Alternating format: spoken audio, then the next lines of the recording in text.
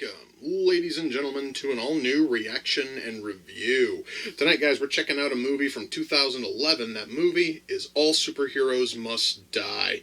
Now, I would love to tell you guys the plot to this, but I think if I just read the back of the Blu-ray case here, it might actually sum it up better than I ever could. So, allow me to give you exactly what is written on the back here. 4 masked Avengers find themselves stripped of their powers by a cruel arch-nemesis they defeated years earlier.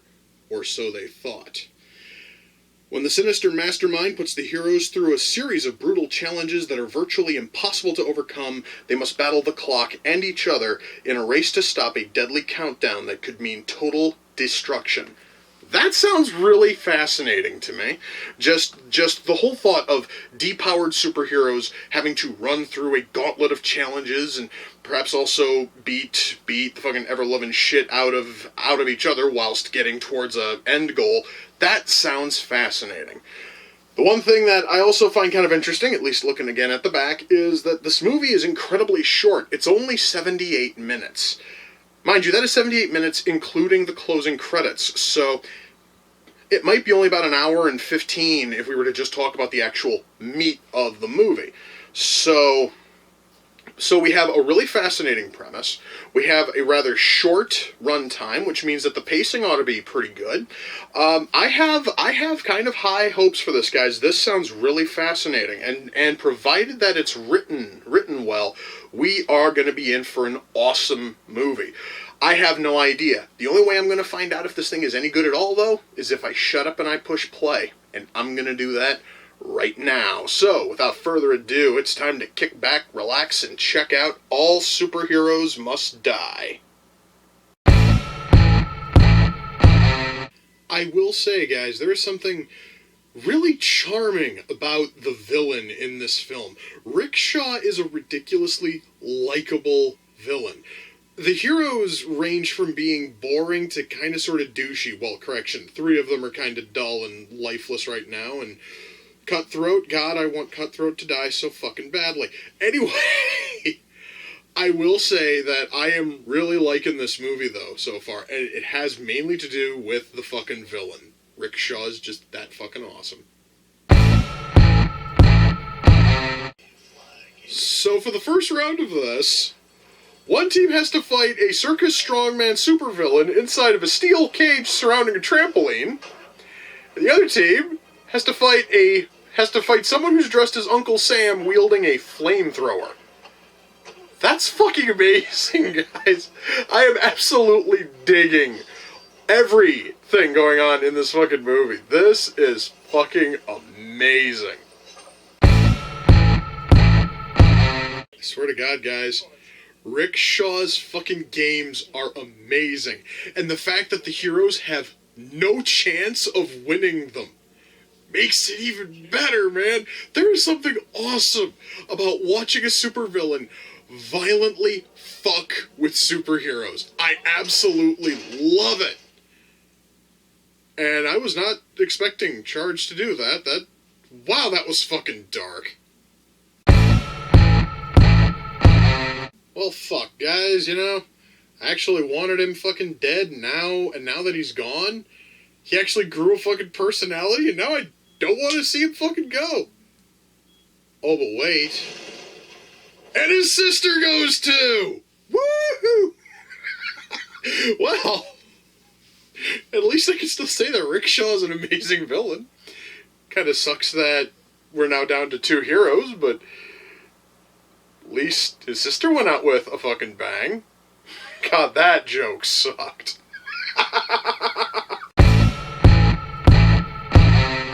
Okay, I now have another reason to absolutely adore Rickshaw for just being just a fucking amazingly awesome villain. Apparently all of his minions who are guarding his base are dressed in mascot costumes. And from the one we've seen a full body of, they're also barefoot for reasons I'm not totally certain on. It's just something that's kind of charming, kind of weird, and goddammit, I really, really dig it. Well, guys, that was All Superheroes Must Die. Let me shut that off. Okay, so That was a lot better than I was honestly expecting. Now let's try to talk about it for a sec. First thing I should mention, and I looked this up as the movie was going because I was curious. This movie was made on a budget of $20,000. That honestly shocks me. Now, normally, guys, when I talk about a film's budget, it's because the movie looked cheap and it looked like shit, and there's no way in hell it cost as much as the filmmakers claim. This is the total opposite. This does not look like a $20,000 film. This looks like something with a budget far greater than that, probably around the 150 to 200,000 range would have been my guess. But no, this thing was made on a budget of $20,000, and holy fuck, they made every cent count. That is amazing. I just sort of wanted to talk about that first, because I am going to talk about props and costuming and all of that a little bit later. So why don't we start with writing? Let's touch on the plot. I did read the back of the Blu-ray case for you guys, and the premise here sounded fucking awesome. A supervillain has captured and found a way to depower 4 superheroes and is basically running them through a bunch of tasks that they cannot possibly win. That sounds awesome, and it is executed beautifully here. Because we have our villain, Rickshaw, who you instantly feel kind of sympathy for because of his big speech when all 4 of our heroes all find their respective TVs when they all come to. And he talks about how he spent his whole life as a loser, and the heroes had always beaten him, and he'd never known the feeling of victory. Tonight was going to be the night he was going to know what it feels like to win.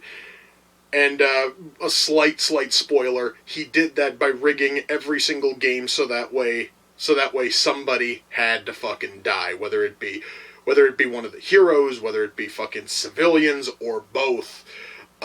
Someone had to die, and that made him feel awesome. And honestly, I think it's not only how Rickshaw was written, not only how he set up his games, but the actor playing him, and I'm going to touch on acting in a second, but I do want to say this much right now. James fucking Remar is the one who plays Rickshaw, and holy fuck, he steals the show with his fantastic performance. He does a stellar job here. He absolutely just runs the fuck away with all of this, and he is going to be the most memorable character in this entire film when all is said and done. Now, part of that is because not only is Rickshaw written incredibly well, our heroes are written a little bit poorly. Okay? I mean, I'm going to tell you right now, Shadow has almost no personality to speak of. Charge, honestly, none of them have any real personality to speak of except for Cutthroat, who's a massive douchebag, because he still hasn't gotten over the fact that he used to be a sidekick, and the guy who he sided for is amongst the 4. So basically, Cutthroat's whole thing is that he still hasn't gotten over the fact that Charge treated him like shit when he was Charge's sidekick. At least that's how Cutthroat saw it. And that's it for personality. The Wall has no personality. Charge has no personality. Shadow has no personality. However, you can still kind of feel, for them, because we don't know what these characters are like outside of this gauntlet situation. We seriously don't.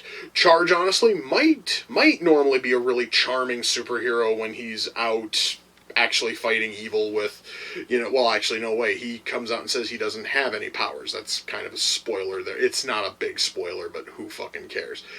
And who knows, Shadow, whenever she has whatever power she may have had, she might actually have been cool. The Wall might have been interesting. I don't know. But under these circumstances, as they're all essentially just scared and powerless and struggling to figure out what the fuck is going on, none of them really have a whole lot of personality, except for one who's a massive douche. So, that right there is like one failing here. However, you can almost look past it because of how well the story itself is written. You can have 4 boring, or in the case of Cutthroat, unfucking likable characters. You can have a whole team of them, and as long as your story is decent, the story actually surrounding it is decent, it seriously is not going to murder the movie. So while I can say that our four leads are very poorly written, the actual story itself is absolutely exquisite, and the four boring leads do not bring the film down, which honestly surprises me. Everything here in terms of pacing and tension are fantastic. This movie really does set a fantastic pace, and it never fucking stops. And even seriously, when you know that Rickshaw is detonating these bombs whenever he feels like it, thus the heroes can't save anybody, and that is not a spoiler. They find that out incredibly early on. It still feels great, and you still feel a little bit of tension as they try to figure out how the fuck to get past these games and live. So yeah, guys, writing here is for the most part decent. Acting. Let's touch on acting. I think one of the reasons why I don't mind the fact that our four heroes are boring as shit. Well, correction, three of them are boring, and one of them is a dick, is because the acting is really well done here. Our four leads are all amazing. Our villain is fucking fantastic. What scant few other characters actually have speaking lines turn them in incredibly well. I'm going to give a little bit of extra praise, because not only is James fucking Remar amazing as Rickshaw, whoever played the villain Man fucking Power was awesome. Now, Manpower, I mentioned him earlier, was the guy who was dressed as Uncle Sam and was wielding a flame fucking thrower. And he's also a cannibal. Fancy that. Which I guess makes his name a little bit more fitting, because he gets all of his internal energy, all of his power from eating men. Thus he lives on manpower. Get it? Ha ha ha. Oh god, I just felt sad there. Anyway, that character is fucking awesome, and the guy who plays him does a fantastic job. The only thing that irritates me is the way that he smiles. Because when he smiles, he brings his upper lip up so high, and you can see at least 2 inches of fucking gum between the lip and his teeth, and it looks weird. The guy smiles like a fucking horse. But that really is not the point. He turns in a fantastic showing. The actors here save any faults or flaws this thing has in terms of writing. I absolutely adored the acting. And I mentioned at one point that Cutthroat was actually starting to grow on me. That is because of the guy playing him. I actually do have a cast list here, because I'm so awful with most names. Who the hell played Cutthroat? That would be Lucas Till. Did a fantastic job here. He actually took the douchiest of our four heroes and made him honestly likable. And our three other leads, the ones who play Shadow, Charge, and Wall, were given incredibly boring characters, and goddammit, they were able to make them fucking work. So, hats off there, that is fucking amazing. Costuming. Let's talk about costuming. I have seen a lot of these films with superheroes who aren't from a specific comic book. I've seen fucking Defendor, I've seen this, I have seen a few others in my, lifetime. Out of all of them, this one probably has the best superhero costumes. I will even throw Kick-Ass in there, knowing full well Kick-Ass actually is based on a comic, but Kick-Ass also was the, nobody who just opted to become a fucking superhero. Where Kick-Ass bought his costume off of fucking eBay, and Defendor whipped up essentially his with dollar store shit and duct tape. These guys actually look like they built amazing superhero costumes. The only thing that I would have to comment on is that Cutthroat's cape happens to look like it's made out of a garbage bag, but oh well, I'm really not going to dwell on that too much. What is here for costuming is awesome. And once more, considering the budget, and considering everything else which this movie had, you would think that they would have scrimped on superhero costumes, and they really didn't. What is here is awesome looking, it's solid, and I loved it. Special effects beyond that, there really isn't much here in terms of special effects. I guess this here is where the movie saved a whole lot of cash, is the fact that you really don't see a whole lot. You really don't see a whole lot of squib work. You really do not see. You really don't directly see a whole lot of the whole lot of the fucking explosions Rickshaw is setting off. You normally hear them, and the camera's not pointed at them, and they're just sort of throwing fucking and they're sort of throwing rubble past the camera. But goddamn it, it fucking works, and it works incredibly well. So yeah, guys, special. Oh wait, there actually is makeup effects though. There are tons of cuts and scars and gashes. I mean, guys, all four heroes, they all the first thing which they do is they peel off a Band-Aid on their fucking wrist in order to show a small hole where they were essentially injected with whatever the fuck Rickshaw found that immediately defucking powers everybody. And that looked awesome. When Charge winds up with a giant slash across his chest, it looked awesome. Okay, so guys, special effects here, we honestly don't have much in terms of in terms of things such as pyro and squibs, and there is zero CG in this fucking movie. However, though, makeup effects are really well done. Once more, especially considering the budget. Camera work. There are some minor issues involving camera work. I will say that much. I saw at least one shot where instead of just using the shot as it normally was, the shot was flipped, which wouldn't have been so bad if there wasn't a giant sign that said pharmacy in the shot, and you now look at it and it's backwards. That honestly is something minor and trivial. It really isn't something that most people are going to look at and go, ha ha ha ha, this movie's shit because the sign is backwards. It's just something that you notice and you just kind of want to, point it out and go, that's a little bit iffy. There is a whole lot of shaky cam going on here. Not fucking tons, but almost any time that something has to be close up, the camera's kind of shaking because apparently they didn't just put it. I mean, they apparently just didn't try to stabilize the camera and just point it at the fucking timer they were filming or what have you. So things have a habit of shaking a bit, and it looks a little bit cheap and iffy. However, though, in almost every spot where it fucking matters, the camera work here is incredibly good. Our lighting here is also incredibly good. Once more, guys, I have seen films in this series made with budgets above $20,000 that do not look as good as this thing does in terms of camera work and filmmaking. Props. I forgot to talk about props. I guess this kind of falls into special effects. The props here are really cool, specifically because almost every single one of Rickshaw's bombs, devices, and other such gadgetry we see look so painfully cheap. And I guess that kind of plays into the fact that Rickshaw himself says that he is a fucking lifelong loser.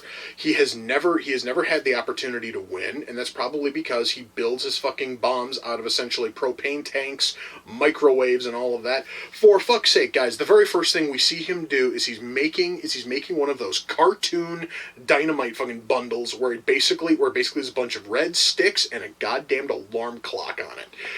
And that prop is in shot every single time we see him, and it looks really, really cool. And it just sort of shows that Rickshaw doesn't really have the skill normally needed to make really fancy things. So when he sets off the big bomb at the end of the film, the timer is not just a fucking digital timer or a stopwatch. It's a fucking microwave. I honestly don't even know if that thing is. I don't even know if that's wired to any bombs or not. It might honestly just be a fucking microwave that he just used to scare off anybody who busts in. I have no fucking clue. It looked really cool, though. I'll fucking be it incredibly cheap. However, though, it also kind of works for Rickshaw's character that all these props look really fucking cheap. So for anyone who goes, oh my god, it looks so. I mean, the bombs and everything look so cheap and shit. Your supervillain admits to being a fucking loser. He probably hasn't had the time to actually build anything that looks decent, and plus it's fucking bombs. Who cares? Just do something that is going to go boom and kill shit. So, Plus even he says in the movie that he likes to keep things simple. So why build something elaborate and big when you can just wire a bunch of bombs to a fucking microwave and set the timer for 6 minutes? That makes a little bit of sense. Sound mix here is really good. The soundtrack is really solid. Guys, when all is said and done, can I recommend All Superheroes Must Die? Abso-fucking-lutely. This movie was awesome from start to finish. I absolutely loved the premise. I loved the story. I loved the acting. I may not have cared for the characters, but goddammit, the acting and the story around the characters saves it, and it makes it a fucking amazing film. I absolutely adored this, and when I was looking up the budget, I found out that the guy who made this has made one other film, which is a post-apocalyptic comedy where gangs fight each other by playing Dance Dance Revolution. Yes, the movie's out on Blu-ray. Yes, I bought it. Yes, I'm going to review it next year because that sounds just crazy enough to be awesome. But anyway, that though was me flying way off topic. I really shouldn't be talking about the other films this guy's made. Let's focus on this one.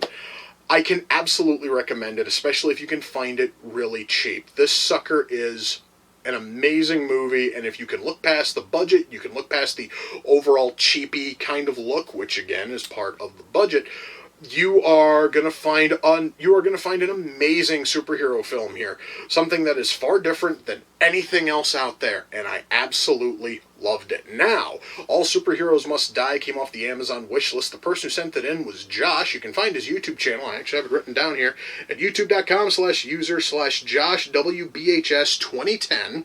Josh, I thank you. When I first put this thing on the Amazon wishlist, I didn't know what to fucking think. I believe actually at that point I had just seen the trailer, and the trailer looked kind of interesting. And I really didn't remember a whole lot of the plot when I finally put it on the schedule here. And so when I dove into it, it was basically fresh because I really don't have a lot of memories of the fucking trailer outside of the fact that I've seen it. So I finally got my chance to watch it. It turned out awesome. I wouldn't have known that if you hadn't sent it in, dude, and for that I thank you. Fucking awesome. Once more, that is youtube.com/user/JoshWBHS2010. Please, guys, swing over there to his YouTube channel. Check out anything that he has, and if you like what you see there, sub him. Now, I kind of feel like watching another superhero movie, and I mentioned Defendor earlier. I'm gonna go watch Defendor. Oh God, yes. Oh, also, they apparently are working on a sequel to this. I want that sequel right the fuck now. I want more of this. This thing was that fucking awesome. Absolutely loved it. Anyway, guys, with that, we come to the close of another reaction and review. Until next time, ladies and gentlemen, take care, and I will see you all in the near future. Peace.